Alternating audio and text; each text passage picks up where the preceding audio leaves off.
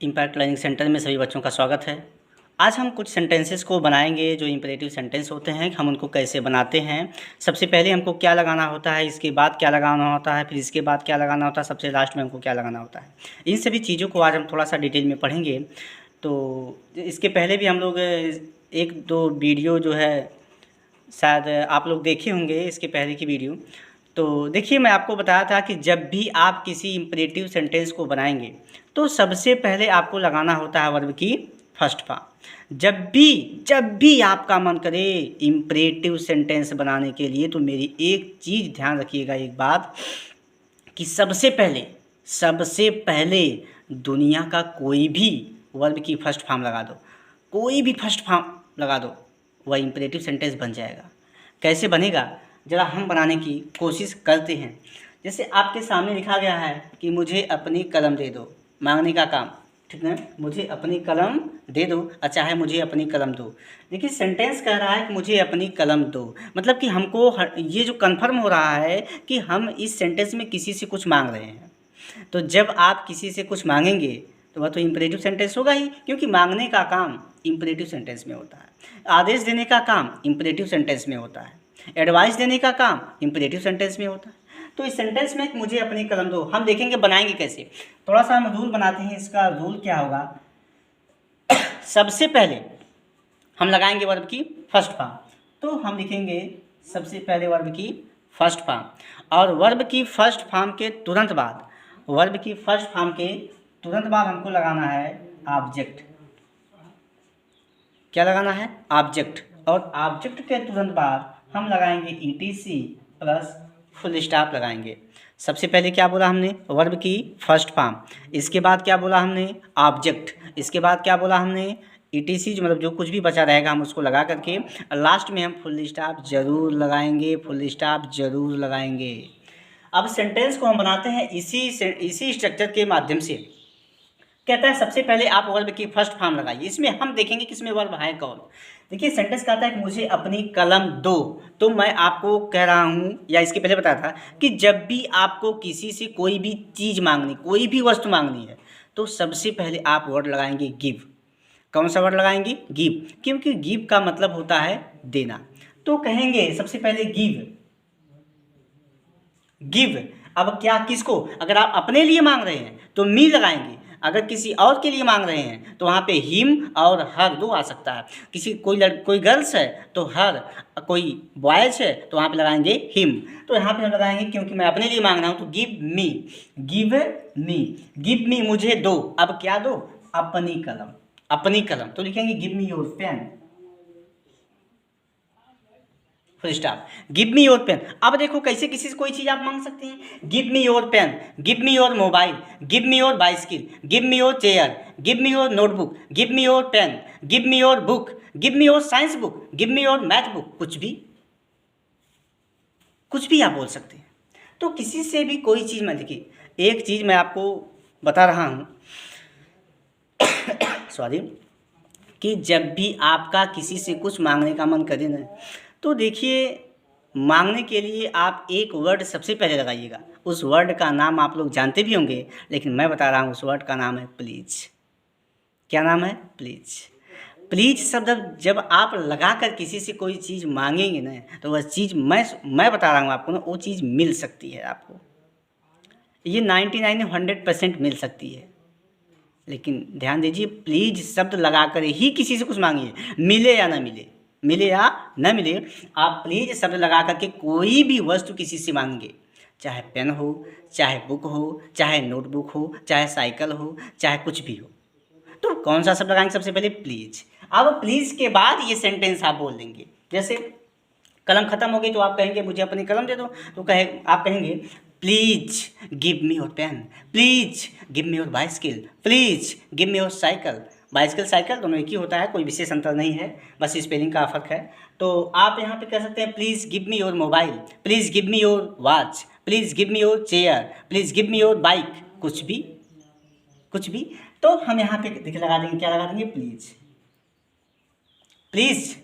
आप भी मत भूलिएगा, जब भी आपको किसी से कुछ मांगना है तो आप प्लीज़ शब्द ही लगा कर मांगिएगा, क्योंकि ये स्पीकिंग में बहुत ज़बरदस्त काम आता है। कौन सा? प्लीज़। ये अपने आप में एक कुछ गजब का जो है काम करता है। कौन शब्द? प्लीज़। नेक्स्ट सेंटेंस आपका है कि गरीबों का सम्मान करो, गरीबों का सम्मान करो। वैसे भी आज ज़्यादा से ज़्यादा लोग हैं जो गरीबों का सम्मान करते हैं, जिनके अंदर कुछ अपने देश के लिए, गरीबों के लिए, महिलाओं के लिए, जिनके अंदर कुछ न कुछ होता है। तो यहाँ पे सेंटेंस में बोलता है गरीबों का सम्मान करो। तो इस सेंटेंस में देखिए, सम्मान करना वर्ब है, जो भी काम किया जाता है वही वर्ब होता है। मैं आपको फिर बता रहा हूँ, इंपरेटिव सेंटेंस बनाने के लिए आप किसी भी सेंटेंस को इंपरेटिव बनाने के लिए आप ये देखेंगे उस सेंटेंस में काम कौन सा हो रहा है। आने का, जाने का, पीटने का, मुस्कुराने का, हंसने का, किसी को पीटने का, किसी को बुलाने का, किसी को कहीं भेजने का, या फिर सम्मान करने का, कुछ भी का। तो सेंटेंस में काम हो रहा है सम्मान करो। सम्मान करना ये एक वर्ब है जिसके मीन्स होता किसके मीन्स है? रिस्पेक्ट। किसके मीन्स? रिस्पेक्ट। तो यहाँ पे लिखेंगे रिस्पेक्ट, RESPECT। रिस्पेक्ट का मतलब सम्मान करो। किसका? कहता है गरीबों का। तो लिखेंगे रिस्पेक्ट द पुअर। द जरूर लगाएंगे, respect the poor, respect the poor. अब यहाँ पे पुअर आपको नहीं लगाना है, पुअर के पहले द भी आएगा। अगर आप ज़्यादा इसके बारे में जानना चाहते हैं तो नीचे कमेंट जरूर करिएगा कि इस पुअर के पहले यहाँ पे द क्यों आया है, इस पुअर के पहले द क्यों आया है, और होता क्या है। सॉरी, किसी भी एडजेक्टिव के पहले ए एंड द का प्रयोग नहीं किया जाता है। तब तक नहीं किया जाएगा जब तक कि इस एडजेक्टिव के बाद कोई नाउन न आ जाए, कोई नाउन न आ जाए। जैसे poor boy, poor girl, poor man, poor women, कुछ भी, तब तक आप पुअर के पहले ए एंड द का प्रयोग नहीं करेंगे। लेकिन इस सेंटेंस में पुअर के पहले द आपको करना ही करना पड़ेगा प्रयोग। क्यों? अगर इसके बारे में आज जानना चाहते हैं तो नीचे कमेंट में ज़रूर कर पूछिएगा कि सर ऐसा क्यों है, पुअर के पहले आपने द क्यों लगाया, क्या रीज़न है। इसके लिए भी मैं अगली वीडियो डाल दूंगा और बना दूंगा।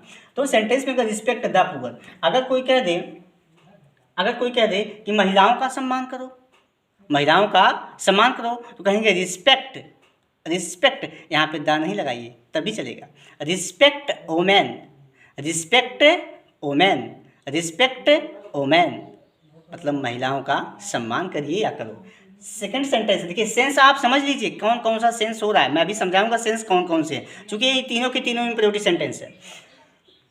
थर्ड वाला है बाहर जाओ। दो लोग बात कर रहे थे, तब तक कोई तीसरा आ गया और आपने कहा आप कि बाहर जाओ, अभी बाद में आना। बाहर जाओ, अभी दो लोग पर्सनल मतलब बात कर रहे हैं, आप 10 मिनट बाद, 5 मिनट बाद आइएगा, या जब भी आपको बुलाया जाएगा आप तब आइएगा। तो सेंटेंस का आता है बाहर जाओ, ये रिक्वेस्ट है, ठीक ना। जब दो लोग बड़े बात कर रहे थे, तुमको जाने की कोई आवश्यकता नहीं थी, तुम क्यों गए, तो गए तो बाहर जाओ। तो बाहर जाओ यहाँ पे क्या हो गया, ऑर्डर हो गया, ठीक है। दो चीज़ का सेंस इसमें आप निकाल सकते हैं, इसमें रिक्वेस्ट का भी सेंस हो सकता है और ऑर्डर का भी सेंस हो सकता है। फिलहाल हम लोग बात करें ऑर्डर के सेंस से। बाहर जाओ, इसमें ऑर्डर दिया गया, कैसे? बाहर जाओ के लिए हम बनाएंगे इसकी अंग्रेजी। तो देखो, मैं आपको बार बार बोल रहा हूँ कि जब भी आप इंपरेटिव सेंटेंस का कोई भी, जो भी आपके मन में आए, कुछ भी बनाने का, इंपरेटिव सेंटेंस का कोई भी सेंटेंस बनाने का मन करे ना, तो सबसे पहले वर्ब की फर्स्ट फॉर्म लगाइएगा, सबसे पहले वर्ब की फर्स्ट फॉर्म। किसी से कुछ मत पूछिएगा मेरे बाबू, किसी से कुछ मत पूछिएगा, कोई ज़रूरत ही नहीं किसी को पूछने की। सबसे पहले वर्ब की first form, go, come, read, teach, abuse, sleep, speak, कुछ भी डिक्शनरी का कोई भी वर्ब लगा दोगे वर्ब की फर्स्ट फॉर्म, तो बन जाएगा क्या, इंपरेटिव सेंटेंस। यहाँ पे देखिए बाहर जाओ, हम कहेंगे, हम देखो जाना किसके मीन्स होता है, गो, किसके मीन्स, गो। हम लिख सकते हैं गो, बाहर की अंग्रेजी आउट, गो आउट, लिखेंगे गो आउट, फुल स्टॉप भूल कर भी मत भूलिएगा, हमने सेंटेंस में बोल दिया बाहर जाओ, ऑर्डर दे दिया, क्या दे दिया, आदेश दे दिया, ऑर्डर दे दिया, बाहर जाओ। यहाँ क्यों खड़े हो, दो लोग बात कर रहे हो, तुम्हारी क्या आवश्यकता है, जाओ बाहर। तो गो आउट, समझ में आ गया, गो आउट। अब बात यहाँ पे आती है कि क्या सर इंपरेटिव सेंटेंस में सब्जेक्ट नहीं होता है, या हम इंपरेटिव सेंटेंस में सब्जेक्ट नहीं लगा सकते। तो देखिए होता क्या है, जब भी आप किसी को ऑर्डर देते हैं या किसी से रिक्वेस्ट करते हैं या किसी को एडवाइस देते हैं, तो ज़रा आप सोच के देखिए, कि जिसको आप एडवाइस देंगे, जिसको आप ऑर्डर देंगे या जिससे आप रिक्वेस्ट करेंगे, क्या वो घर में रहेगा तो आप यहाँ पे बैठ के उससे रिक्वेस्ट कर लेंगे? अगर वो कहीं गया है, मार्केट चला गया है, आप अपने घर पे बैठ के उससे रिक्वेस्ट कर लेंगे?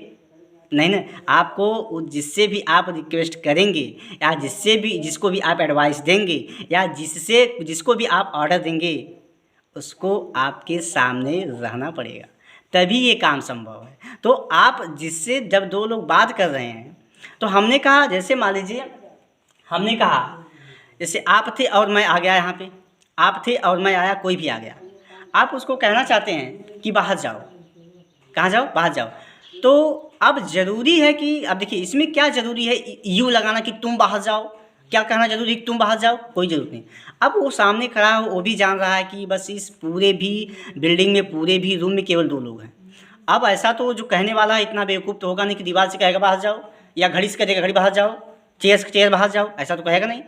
जब सामने इंसान से तो कहेगा ना, तो जब खड़ा है तो कहेगा बाहर जाओ, बस ऐसे करिए, बाहर जाओ। तो बाहर जाओ मतलब तुमको कहा, तुम खड़े हो सामने, तुमको कहा कि बाहर जाओ, इसलिए सब्जेक्ट को लगाने की कोई भी आवश्यकता नहीं होती है। इसीलिए हम यू जो सब्जेक्ट होता है, तुम ये काम करो, ये यू लगाना कोई ज़रूरी नहीं है। इसीलिए हम यू को वहाँ पे जो है हिडन कर देते हैं, छुपा देते हैं, और ये समझ जाते हैं कि इसमें सब्जेक्ट है जो छुपा हुआ है। ठीक ना, ये हमको समझना पड़ता है। तो ये देखिए हम तीनों भी सेंटेंसेस को जो है देख पा रहे हैं, और तीनों के तीनों सेंटेंसेस हमारे इंपरेटिव सेंटेंस है। और आप भी जितना मन करे इंपरेटिव सेंटेंस के कई 100 एग्जाम्पल सॉल्व करिए। ध्यान दीजिए, सबसे पहले वर्ब की फर्स्ट फॉर्म लगाइएगा। सबसे पहले जब आप वर्ब की फर्स्ट फॉर्म लगाएंगे ना, तो उसकी औकात कुछ नहीं है, वो उसकी मजबूरी बन जाएगी इंपरेटिव सेंटेंस बनने की। किसी में भी अगर आप वर्ब की फर्स्ट फॉर्म लगा देंगे तो उसकी मजबूरी बन जाएगी, वह इंपरेटिव सेंटेंस ही बनेगा। आप नहीं विश्वास तो करके देखिएगा, कोई भी वर्ब की फर्स्ट फॉर्म लगाइएगा। आप कुछ सेंटेंसेस देखते हैं, तीनों सेंटेंसेस में कौन कौन से सेंस हैं। पहला सेंटेंस है, मुझे अपनी कलम दे दो। आप समझ पा रहे हैं, कलम दे दो, कुछ मांगा जा रहा है, तो कुछ मांगने के लिए रिक्वेस्ट करना पड़ेगा। तो यहाँ पे पहला जो सेंटेंस है, इसमें रिक्वेस्ट का सेंस है, किसी से कुछ मांगा गया है रिक्वेस्ट करके कि, अब देखिए अंग्रेजी हिंदी में चाहे कुछ हो या न हो, हिंदी में कुछ हो या ना हो, जब भी आप अंग्रेजी बोलेंगे, चाहे स्पीकिंग करेंगे, चाहे राइटिंग करेंगे, चाहे कुछ भी करेंगे, तो वहाँ पर प्लीज़ शब्द आप जरूर लगाएंगे। किसी से कुछ भी मांगना है, चाहे वह चीज़ छोटी हो चाहे बड़ी हो, किसी से भी कुछ मांगना है तो प्लीज़ शब्द लगा कर ही मांगेगा। प्लीज़ शब्द ही लगाइएगा। अब सेकंड आपका है कि गरीबों का सम्मान करो। गरीबों का सम्मान करो। अब गरीबों का सम्मान करना, देखिए गरीबों का सम्मान करना, इस सेंटेंस में आपको एडवाइस दिया जा रहा है, सलाह दिया जा रहा है, आदेश नहीं है। अब एक चीज़ और समझिए कि जितने भी एडवाइसें होती है, जितने भी सलाह होती है, जिसको भी आप सलाह देंगे ना, अब जब भी आप सलाह देते हैं किसी को, तो मेरी बात मानिए, जो सलाह है ना उसमें अच्छाइयाँ ही नज़र आती हैं, अच्छाइयाँ ही झलकती हैं। समझ गए ना।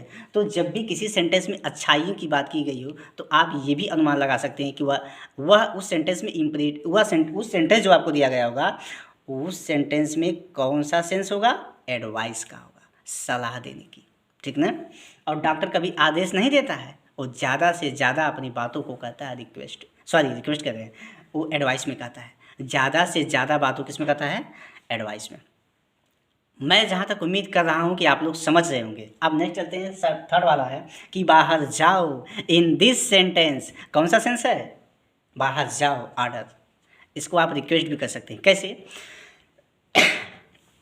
मान लीजिए कि 2 लोग बातें कर रहे थे, 2 लोगों में कौन कौन थे? मान लीजिए 2 दोस्त थे, 2 फ्रेंड थे और बातें कर रहे थे, तीसरा कोई आ गया। अब फ्रेंड है, 2 बात कर रहे हैं, हालांकि तीसरा वहाँ पे उनकी बात सुन सकता है, लेकिन उनको लगा कि इसको भी नहीं सुनना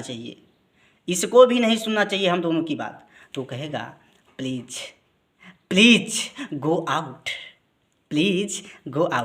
कृपा करके बाहर चले जाइए। तो इस सेंटेंस में आप 2 सेंस निकाल सकते हैं, वो डिपेंड करेगा आपकी सिचुएशन पर और किस समय आप इस सेंटेंस को बोल रहे हैं। तो मैं उम्मीद करता हूँ अब आप कई 100 सेंटेंस की प्रैक्टिस आप अपने घर पे करेंगे, और जो कुछ भी समस्या होती है ना, वो समस्या चाहे आपकी छोटी हो, वो समस्या चाहे आपकी बड़ी हो, ज़रूर कमेंट करिए। कमेंट आप करेंगे तो मैं समझूंगा कि अभी मतलब ऐसा क्यों हो रहा है, मैं पढ़ा रहा हूँ कुछ कुछ मतलब आपको समझ में क्यों नहीं आ रहा है, और मैं उस चीज़ पर एक नेक्स्ट वीडियो बना के डाल दूंगा कि इसमें ये होता है, कैसे होता है और कैसे नहीं होता है, सब चीज़ डिटेल दूंगा मैं आपको।